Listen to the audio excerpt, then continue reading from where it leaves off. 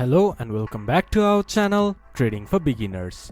Today in this video I'm going to show you how to write a post on Etoro. To do so, follow some simple steps with me. First of all, open your Etoro application or go to Etoro website from your browser. Then this type of interface will appear in your screen once you have logged into your account. There, scroll down a little bit. In Popular Investors, you can see what's on your mind. Click on it. Then this type of interface will pop up in your screen. There, share your thoughts. You can also attach a file from here. You can add a poll by clicking to poll. Once you have drafted your post, click to post from the bottom right corner. Then your thoughts will be posted.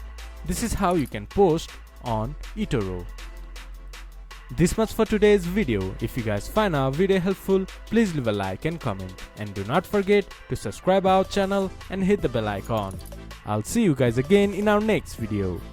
Thank you for watching.